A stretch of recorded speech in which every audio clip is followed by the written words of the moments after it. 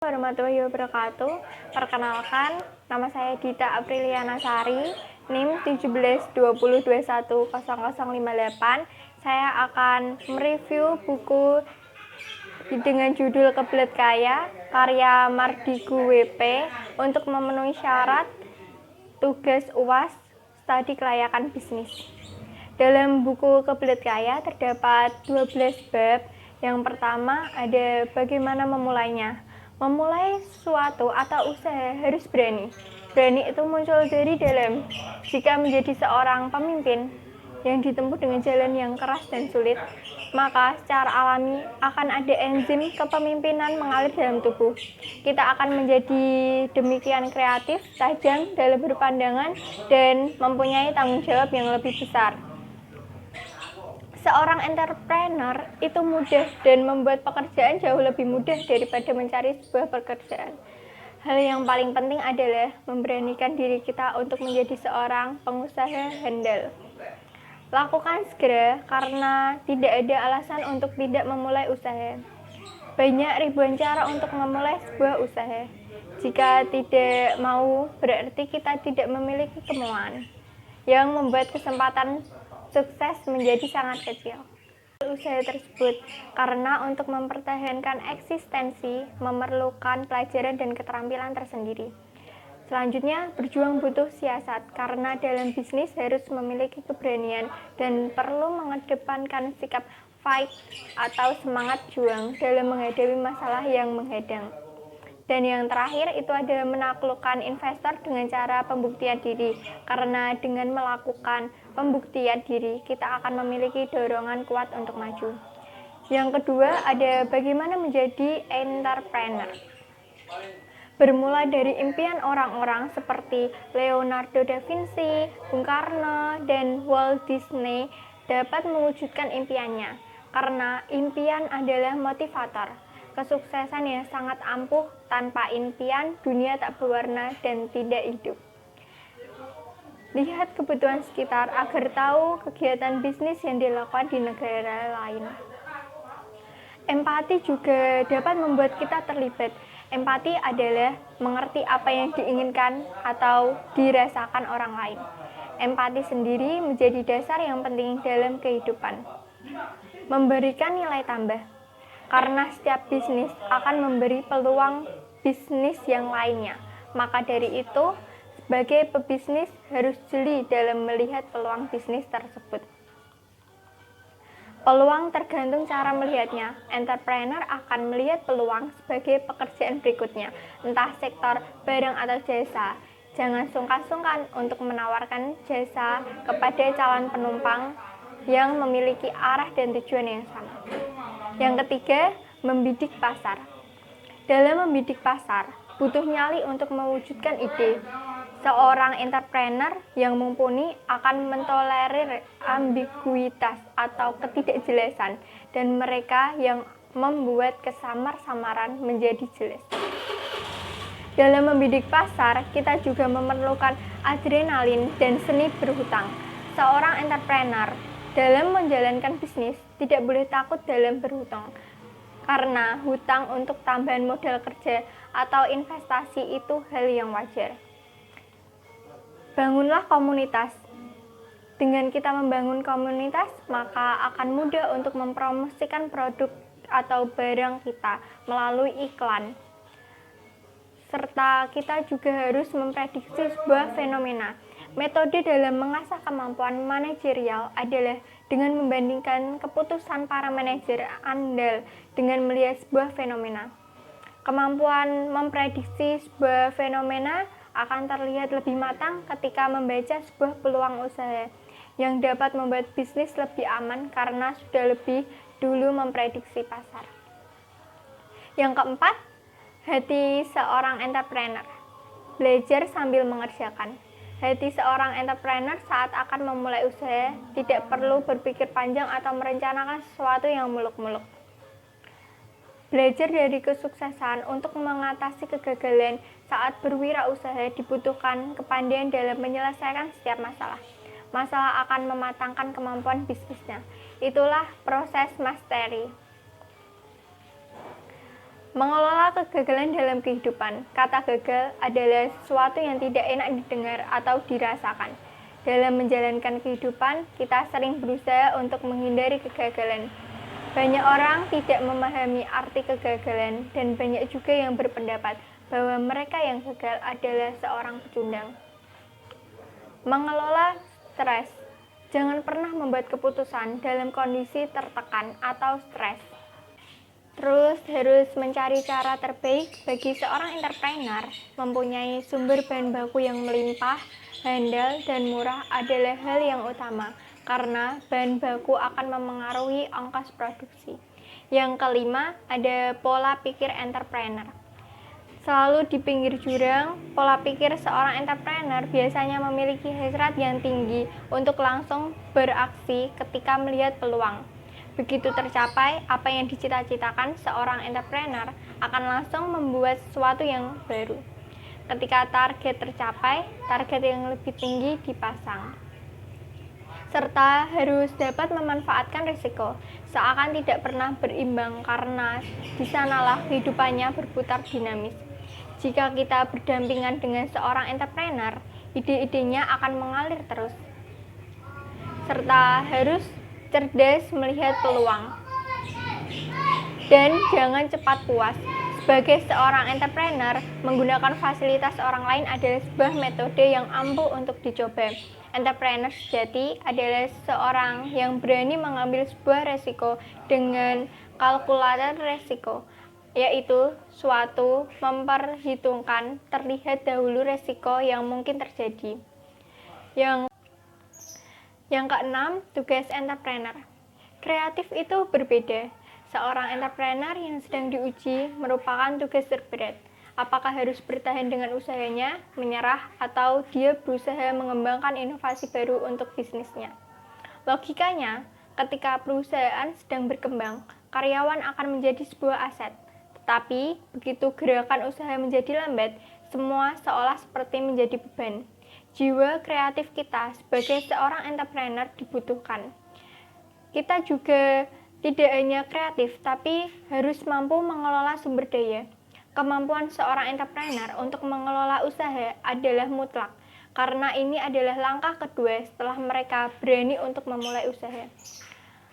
Serta harus pandai berkomunikasi, karena komunikasi itu seni bagi seorang entrepreneur. Insting kepemimpinan juga harus diutarakan. Insting kepemimpinan semakin sering mengasah rasa tanggung jawab, semangat leadership, kita akan semakin mudah untuk muncul.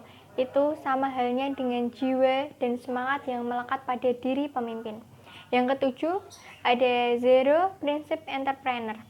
Memulai dari nol. Banyak orang yang mau berbisnis tetapi berhenti karena alasan modal.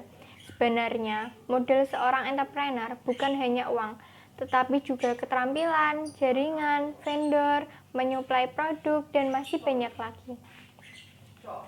Jujur dalam bisnis. Kejujuran bagi seorang pebisnis dapat menumbuhkan kepercayaan usahanya. Seringkali dalam berbisnis, kita harus bermanis lidah kepada konsumen. Dan zero mind atau pengosongan pikiran. Menurut mitos, seorang pendekar setiap hari berlatih dengan disiplin yang tinggi untuk mencapai gerakan yang sempurna. Seorang samurai akan diajarkan zero mind oleh para guru. Semua gerakan direkam dalam otak, lalu dilakukan berulang-ulang dalam pikiran, kemudian dilepaskan.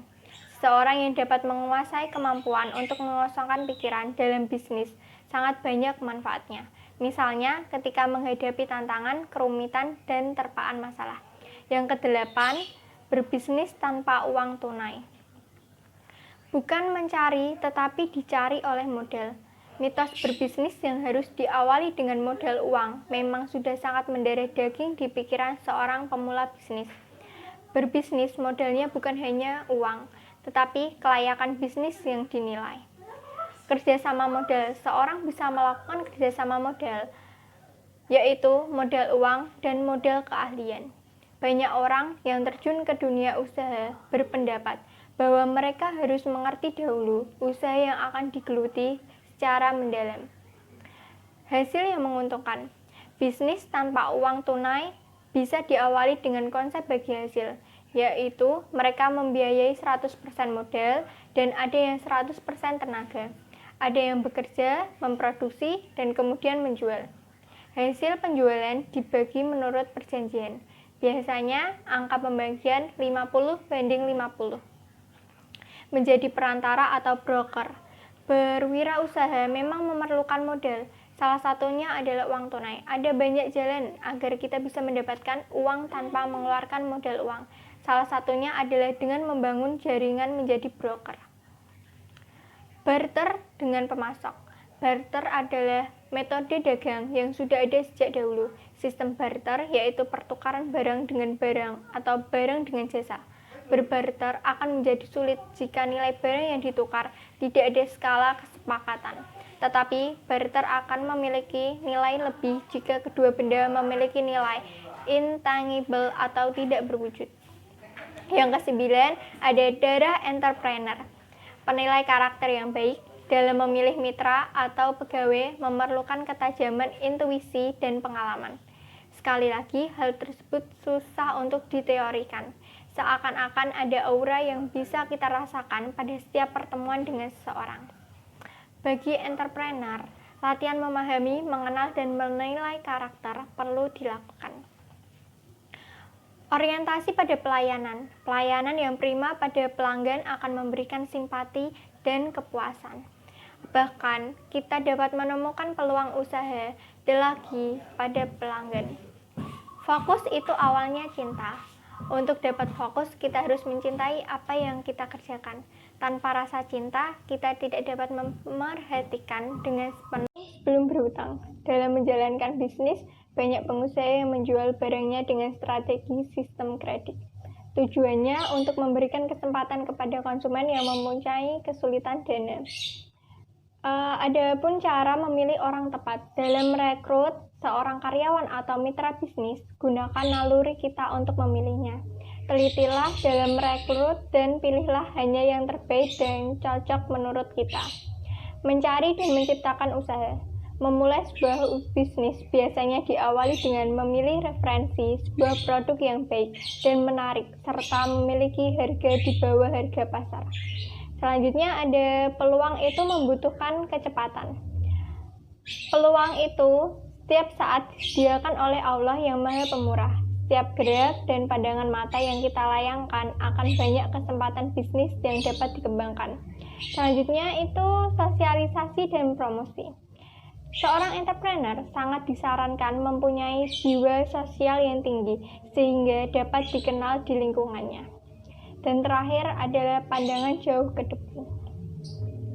Seorang entrepreneur harus memandang jauh ke depan agar bisnisnya selalu berkembang dengan pesat. Yang ke-10 ada aturan main entrepreneur. Berpikir positif. Bagi seorang entrepreneur, berpikiran dan berperilaku positif akan banyak mendatangkan rezeki dan energi positif serta akan sangat nikmat dirasakan di hati. Jika suasana kerja dan tanggung jawab masing-masing divisi dilaksanakan dengan sikap positif, maka pelanggan akan dapat langsung merasakan suasana tersebut. Jangan pelit ilmu. Ketika memulai sebuah usaha, hendaknya kita mengambil simpati dari lingkungan sekitar, karena cara ini akan memudahkan bisnis kita. Fenomena magis yang terjadi. Banyak seorang entrepreneur, guru terbaik adalah diri sendiri, dan tentunya Tuhan yang Maha Esa. Kita tidak memerlukan sandaran apapun untuk sukses, selain kepercayaan pada diri sendiri. Selanjutnya ada butuh strategi dalam berjualan. Seorang entrepreneur dituntut memiliki kemampuan dan kejelian dalam menghadapi kompetisi produk yang sejenis. Belajar dari pengalaman orang lain. Seorang entrepreneur perlu menerapkan prinsip belajarlah dari para sarjana dan ertapa yang berhati tulus.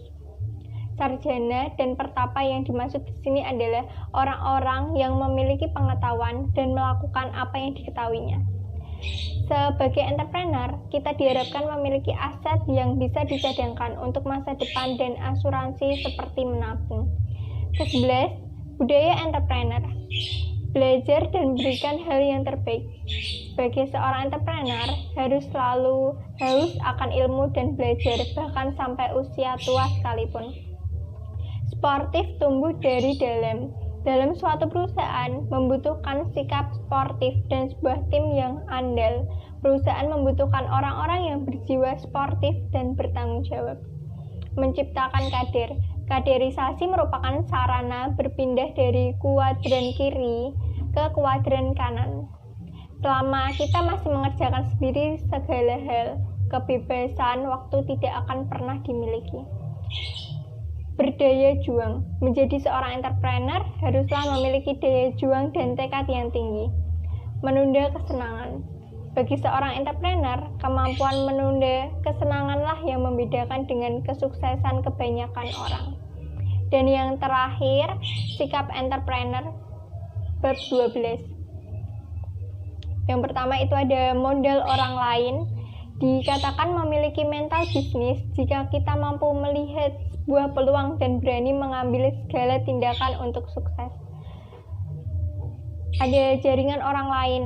Cara pintar lainnya yang harus dimiliki setiap entrepreneur adalah kepandaian dalam menggunakan jaringan orang lain, karena itu adalah sarana sukses seorang pebisnis. Selanjutnya ada tenaga orang lain. Sebagai seorang entrepreneur, kita harus memiliki kepandaian dalam menggunakan tenaga orang lain, dan begitu juga dalam membangun bisnis. Dan terakhir ada memiliki salesmanship. Melatih diri menjadi seorang bisnis sejati melalui jenjang sales. Sales merupakan pekerjaan yang membutuhkan keberanian, melatih mental, visi, dan kepemimpinan leadership. Demikian hasil resumen saya. Terima kasih telah menonton video ini. Wassalamualaikum warahmatullahi wabarakatuh.